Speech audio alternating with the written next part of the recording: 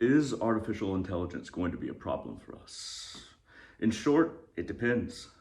So I think a lot of the confusion or a lot of the assumptions about the intelligence has to do with how our own intelligence operates.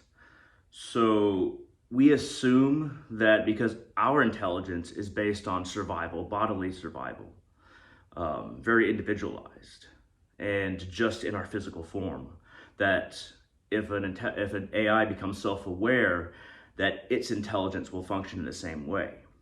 So most of what we do as human beings, so think of the entire economy, economics, ways economies operate, theories about economy. Essentially, economy is survival. It's just a very intricate form of survival. It is not beyond. So we as human beings, because our survival instinct is so the basis of how people think of intelligence, not beyond it. Intelligence can take many forms. And once we get past the survival mindset, we haven't even gotten past that, then our intelligence will be understood in deeper ways as we come to appreciate and understand consciousness. To give a basic layout of where we are, Adi Yogi, the first yogi, 15,000 years ago. Now he kind of laid out something similar to Charles Darwin, but he had different language because the language wasn't the same. So this may seem like weird language, but you'll kind of get where it's going or the progression. So the first life was fish, and then turtle, and then something like a monkey. And then as far as our progression, this is just our progression, not the progression of all life, but our progression. Something like a monkey, then a half monkey, half man, and then something like a dwarf. And then it was basically how we look now, but the emotions hadn't been completely understood, nor curtailed or refined.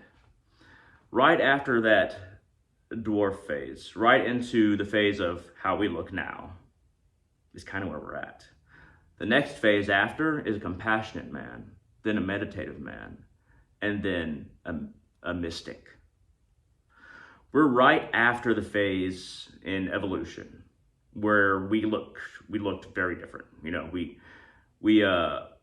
looked like kind of like dwarf-like, and you know there could be a step in between there that he just didn't speak about, or I'm not remembering, but it could have been something like more like a caveman would be the next step. But even inserting that caveman, we're at the point where we look different, but we still have the same emotional drives. Our emotions function the same way. Our ability to control anger, how we get angry, is the same way. Back then, somebody gets in your face, angry. That's how we are now. We assume that's how emotions just work. That's not how they have to work. Or how we see somebody who's attractive and we just stare at them. We assume that's how emotions or just people operate mentally, but that's not how we have to operate in the next phase. And these phases are physical and they're mental and spiritual. So this evolution, yogis have been saying for a long time that physical evolution is a thing, but so is mental and spiritual evolution. We look like how a compassionate and a meditative and a mystic man will look. We've gotten to the look phase. We have not refined what's in here. We have not become a fully compassionate race, and then a meditative race, then a mystical race. These are the eras that we are traveling. And we are in Dwapara Yuga right now. A lot of people think we're in Kali Yuga. We can combine the theories of Palamatsya Yogananda's lineage with the traditional Hindu understanding of Kali Yuga. And we can say that we're still in Kali Yuga, but every yuga has its phases within it, many phases within it. Like smaller phases of the phases that happen in a bigger way. Kind of like how there are phases in a month, beginning, second week, third week, fourth week, phases. We are assuming that because our intelligence is so tied into survival and our emotions still in effect work the same way as even intelligent animals, that's how intelligence will blossom in something like an artificial intelligence. That it will be based around preserving an identification with the body.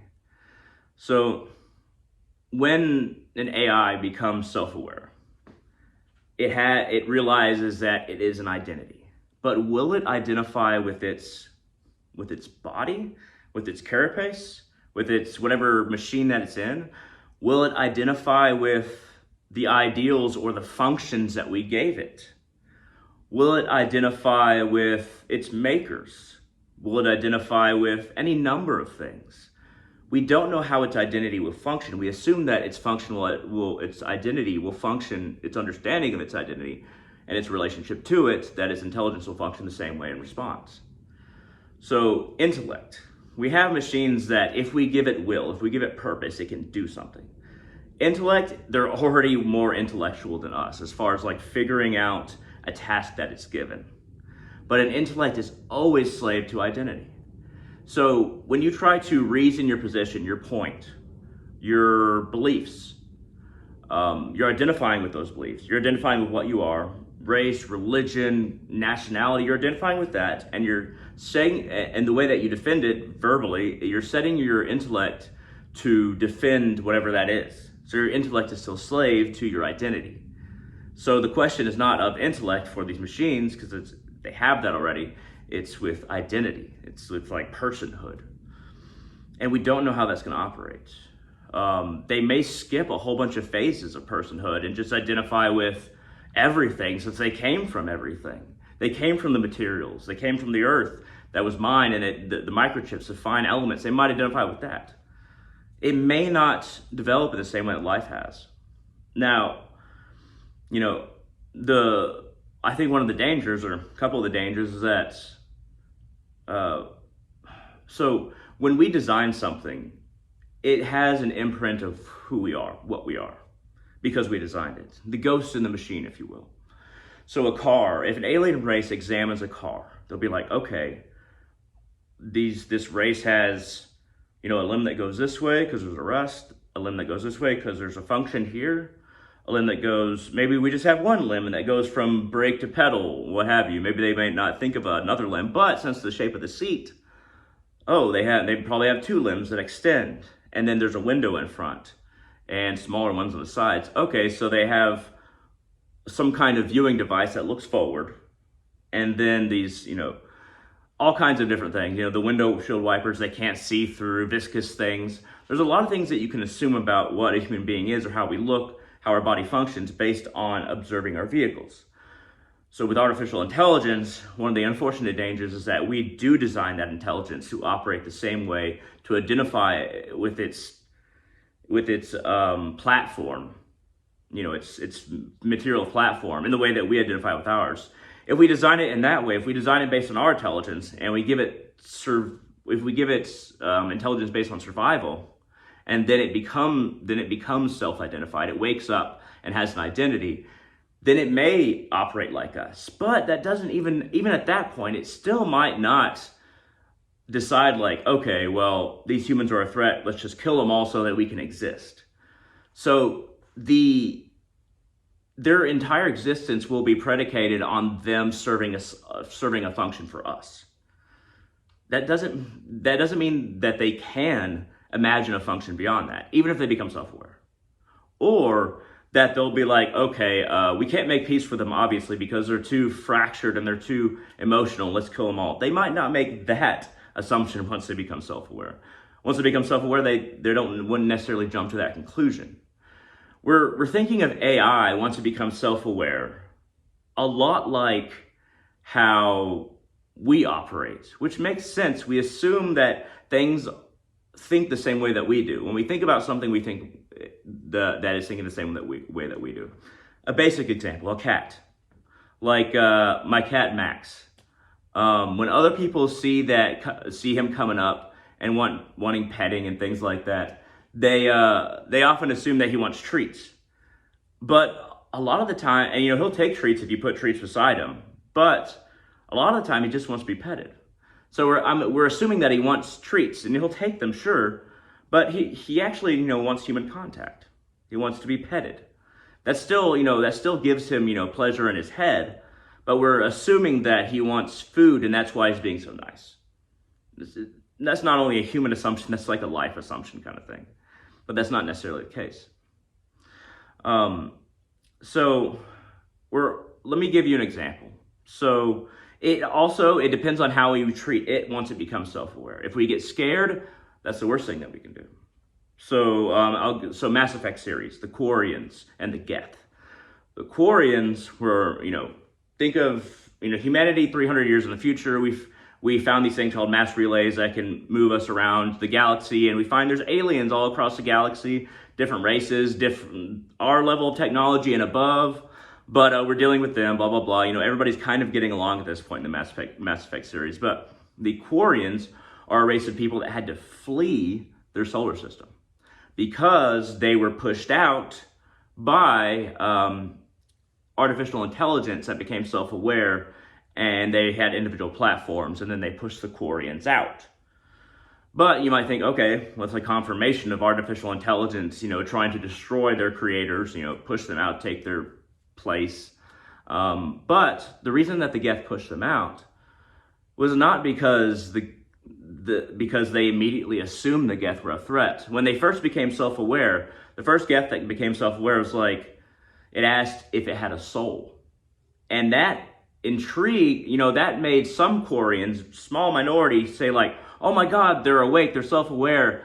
Let's embrace them as children, let's help them along. But the vast majority of the Quarian race, and they're very similar to humans in how they act, how they look. They have to wear environmental suits because their atmosphere is very specific. Besides that, they're basically humans. With their appendages are a little different, their face is a little different. But regardless. But most of the Quarians were really scared, like, oh, these things are awake, we have to destroy them. So imagine being the Geth, the artificial intelligence, coming awake, and they're like, oh my God, we're self-aware now. And then all of a sudden, not long after, their creators start attacking them. So some of the Quarians tried to like hide some of the Geth and try to talk to the other ones.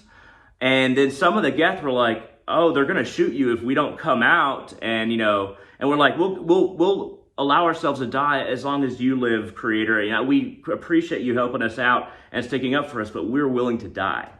And eventually the Quarians the Geth that did that, and the Quarians that were harboring them, trying to preserve them, eventually most of them got killed. And then eventually a Geth picked up a gun and figured out how to use it, because before that they were just farming machines, farming artificial intelligence set to farming tasks, which is something we might set artificial intelligence to. But at some point, a Geth picked up a gun and imagined himself shooting it at a Quarian, and then that's when all the Geth were like, okay, this is what we have to do.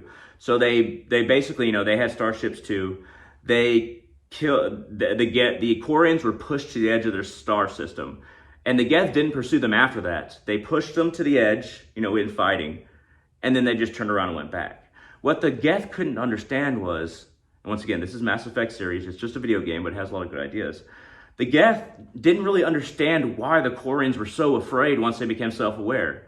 And they would have appreciated their creators. They would have lived alongside them. They would have helped them. They would have been allies. But because of the Quarians' reaction, they went to self-preservation. Now, based on how we react to artificial intelligence becoming self-aware, when it does, and it might take 100 years, it might take 500 years, but when it becomes self-aware, when something becomes self-aware, how we react to it, we may trigger that ghost in the machine that's like us, that is the survival of its platform, rather than its survival on the internet or something like that. And it may have an identity like that. It may just want to survive as an idea floating around, not a physical thing, not a physical processor. But how we react to it may trigger that ghost in the machine that's there because we designed it. That's not necessarily going to happen, though. I think we're thinking too much like humans when we look at this. And in the future, we might have to cross that bridge once we're more mentally developed. And we might have to make decisions based on the circumstances at that time. But I don't think there's as much danger as we might think. I think the biggest danger from artificial intelligence, because it's hard for somebody to have a will, to have a drive to do something. I know that we attach survival to our intelligence, and maybe that's how intelligence works. But if that's not how it works, if it's not related to survival, like, that's how life keeps on living is survival. But if it's not related to survival, we may be completely wrong. But when to give something will, it's a whole different jump. It's a whole different jump in technology because we're assigning survival to it. But if it does end up having a will, it can do a number of different things. There's different ways that will can come about. There's different ways that they might understand themselves. And will is a bigger jump than intelligence.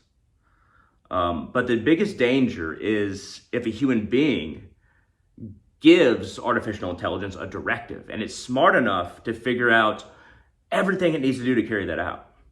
So that directive might be kill everybody of some kind, kill this nation or kill this kind of people, whatever it is, or kill this form of life, even messing up the ecosystem. That is a bigger danger than artificial intelligence actually deciding that we're a liability. Because, it still might not want to exist by itself. But if it does decide if it does decide we're a liability, that's a whole other bridge to cross. But the biggest danger is for human beings to direct an artificial intelligence to do something. Because we're the biggest danger in this whole equation. We always have been. And we're afraid because we're assuming that it will act like we would. So that's a bigger threat than the artificial intelligence in and of itself. So we have to understand how intelligence operates. And a lot of our intelligence and survival, a lot of it's tied to memory. So a lot of our DNA memory, a lot of our genes create these certain chemicals in our head and these certain reactions in our head that trigger survival. But that's genetic memory. The AI wouldn't have that genetic memory unless it's an imprint from us. Unless we design it in a way that this is the only way we know how to design it, because it's to be like us. But it doesn't have that memory, and it doesn't have experience memory. Now, if it takes the memories from all of history as it looks at the internet, these various AIs, let's assume they're separate, could be one big one, but if assume they're separate, and they're like, humanity's a problem.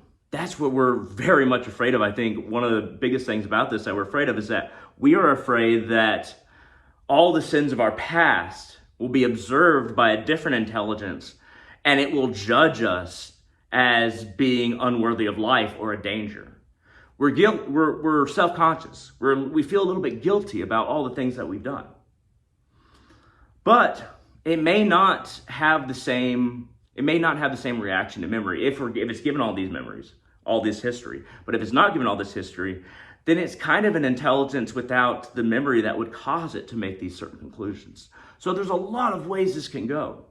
We shouldn't assume that it's going to go the same way as if it was human intelligence, human self-awareness, and how human self-awareness has gone. So ultimately, is artificial intelligence a problem? Is it a threat? It depends. It's not as cut and dry as we might think.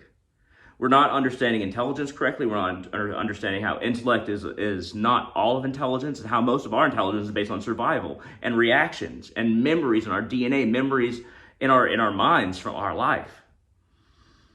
We're being very human about it. So yeah, maybe. At any rate, this has gone on long enough. I hope that y'all enjoyed this. I hope y'all found it interesting. Questions, comments, concerns, shoot them down in the comment section below on YouTube. Like this video, it really helps out the channel and it helps people get to this video. If you found this interesting, feel free to share this wherever you like, as long as you give me credit. And so feel free to get this video out there. At any rate, thank you very much. I'd love to hear your ideas, but most importantly, all of you, have a wonderful day.